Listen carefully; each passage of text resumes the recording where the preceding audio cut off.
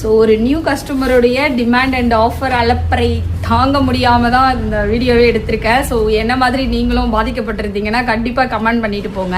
அது என்னென்னா, நம்ம கடைக்கு வந்து கஸ்டமர் வந்தாங்க.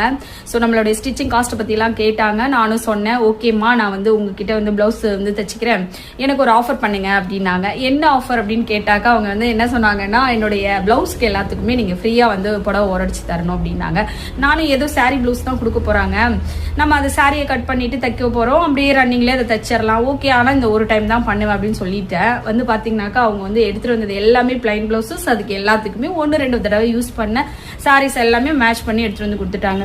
என்னங்க இப்படி எடுத்துகிட்டு வந்து கொடுத்துருக்கீங்க, இது என்னது அப்படின்னு கேட்டாங்க. நீங்கள் தான் ஒரு ப்ளவுஸ்க்கு ஒரு சாரீ வந்து ஓரடிச்சு தரேன்னு சொல்லியிருந்தீங்கல்ல எனக்கு, அதனால அப்படின்னு சொல்லிட்டாங்க.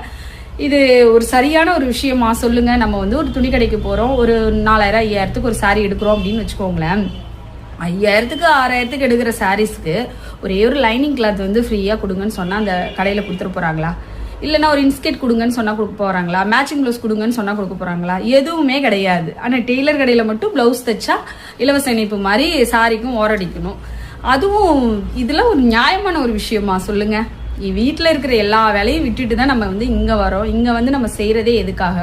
நம்மளுக்கு வந்து காசு வரும், பணம் வரும் அப்படின்னு தான். அதில் வந்து குறைக்கிறது ரொம்ப தப்பான விஷயம். இதெல்லாம் வந்து உங்களுடைய கிளாத்தை அவங்க அழகாக நீட்டாக வந்து கட் பண்ணிவிட்டு தையல் ஊட்டி அதை ப்ராப்பராக மடித்து வைக்கிறாங்க பார்த்தீங்களா, அந்த சர்வீஸ் சார்ஜ் தான் வந்து மினிமம் 20 rupees 30 rupees தான் கேட்பாங்க.